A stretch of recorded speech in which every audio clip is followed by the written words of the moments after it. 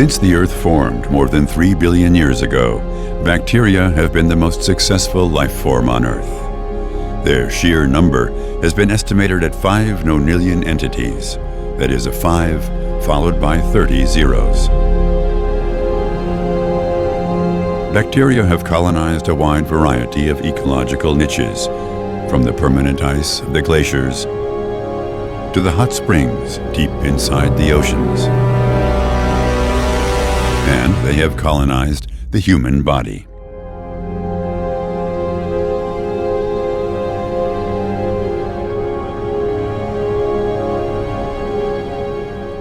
The human body comprises 2 bacterial cells for each human cell. Humans are therefore holobionts.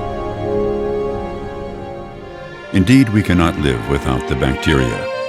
They are essential for health, and in health, the beneficial bacteria live in balance with the immune system. This is called symbiosis.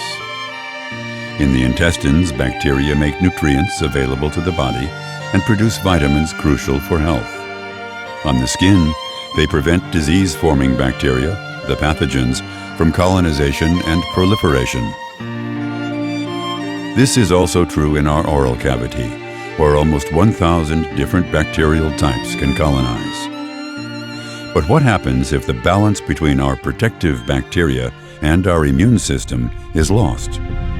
What if the symbiosis turns into a dysbiosis when disease-forming bacteria emerge?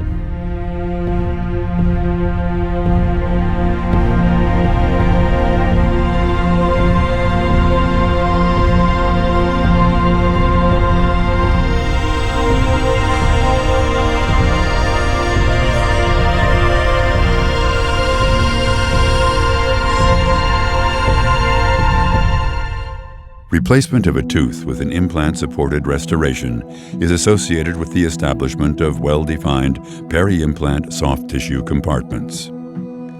The epithelial soft tissue attachment to the transmucosal part of the implant and its restoration, the junctional epithelium, incorporates a small area called a peri-implant sulcus.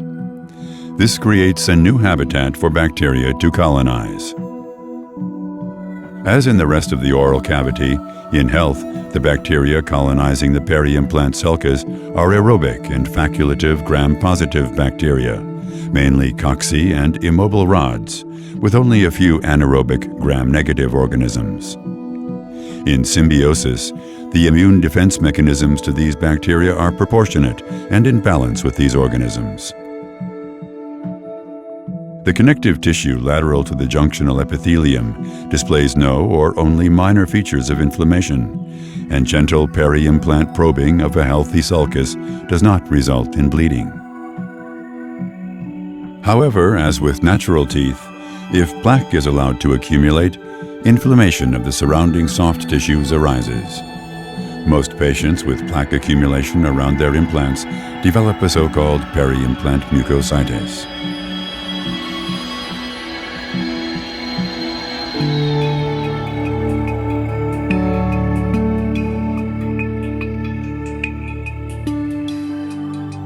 As on all solid-liquid interfaces in nature, bacteria accumulate in biofilms on dental implant surfaces once they become exposed to the oral cavity.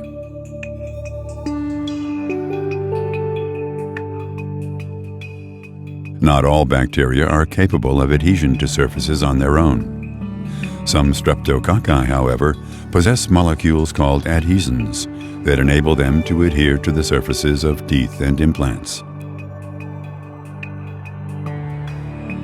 Next, secondary colonizers, such as Fusobacterium nucleatum, can adhere to the structural proteins of the streptococci.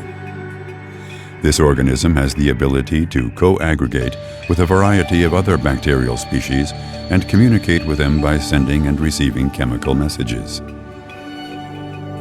Fusobacterium thus acts as a mediator to the next wave colonizers, the so-called late colonizers. In addition, opportunistic pathogens associated with other diseases of the body, such as Pseudomonas aeruginosa and Staphylococcus, have also been identified. If the rough lower endosis part of the implant become exposed to the oral cavity, the situation intensifies. While roughened surfaces are advantageous for osseointegration, they are also very prone to bacterial colonization once exposed to the oral cavity.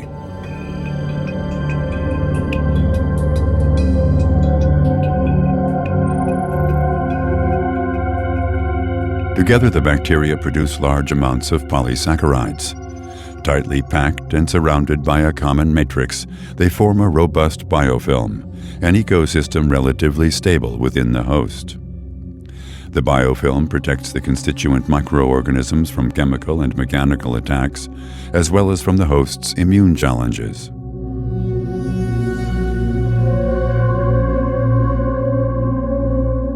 Within the biofilm, the bacteria communicate efficiently. Their communication is based on physical contact, an exchange of metabolites, and the transfer of genetic material. An important part in this respect is quorum sensing. Here, the bacteria determine cell densities and ambient conditions in part via messenger substances, for example, the autoinducers. The concentration of these substances in the surrounding medium controls bacterial gene expression and thus influences the individual bacteria as well as group behavior with regard to surface adhesion, polysaccharide production, and the bacteria's resilience and virulence.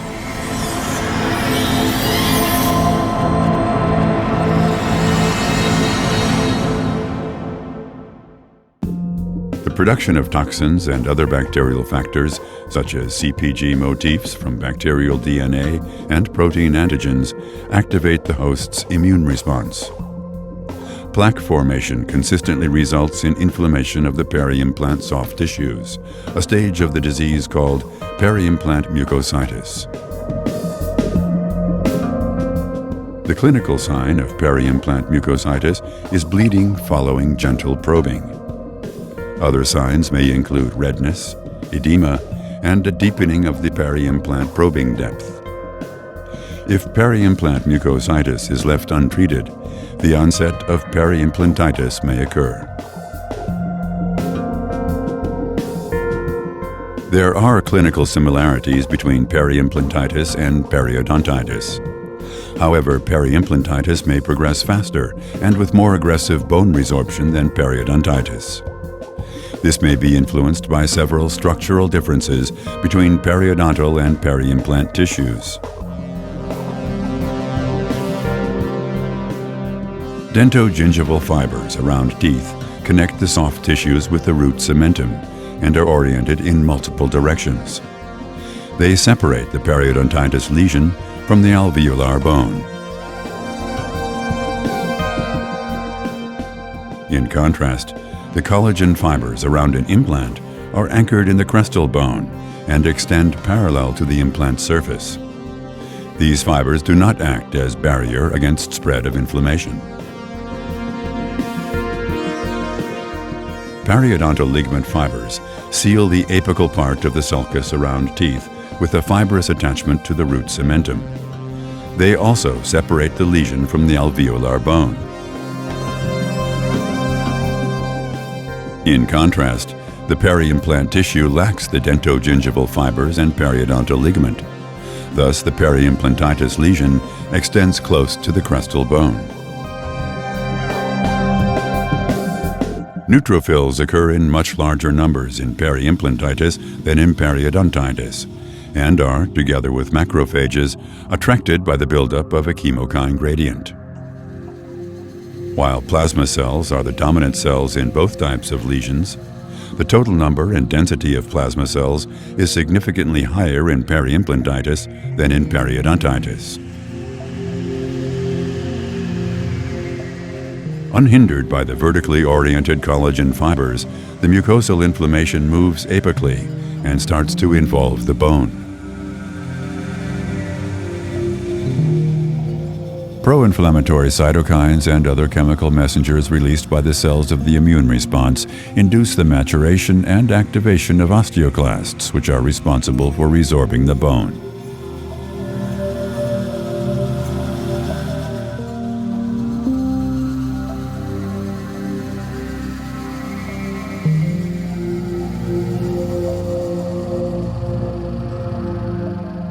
Even the osteoclasts themselves secrete chemokines, interleukins, and other messengers under the increased influence of bacterial antigens, additionally intensifying the inflammation.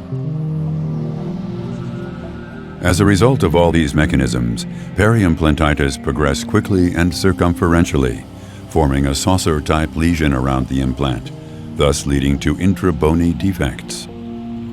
Periimplantitis lesions are usually up to twice as large and more circumferential than periodontous lesions of natural teeth.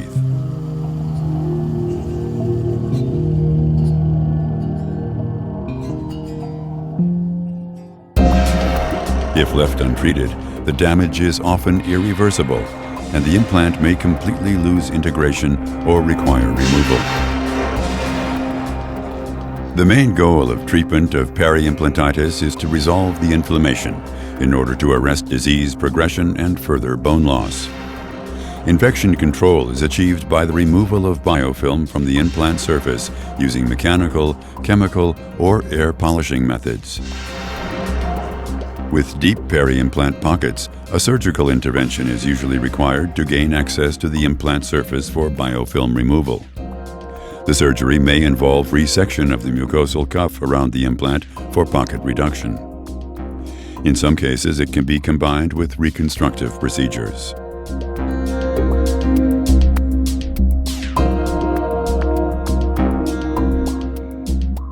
As advanced periimplantitis is difficult to treat, prevention is the priority. Periodic probing to monitor the peri-implant conditions ensures that signs of disease such as bleeding and pocket formation are diagnosed as early as possible.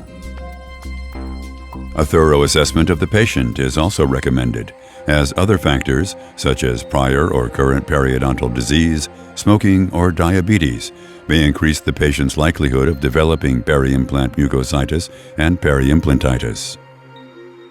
Also, local risk factors should be considered: excess cement, lack of attached soft tissues around the implant, and ledges on crowns that assist biofilm accumulation and inhibit its daily removal by the patient.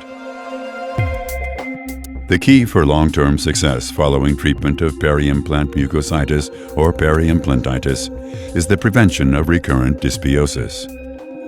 By establishing shallow peri-implant probing depths, patients can perform adequate biofilm removal using oral hygiene aids on a daily basis. Additionally, regular supportive dental care and professional biofilm management is an essential part of maintenance therapy and highly recommended. If dentists, oral health professionals, and patients work hand in hand, peri-implant mucositis can be diagnosed and treated at an early stage, maintaining the peri-implant health over the long term.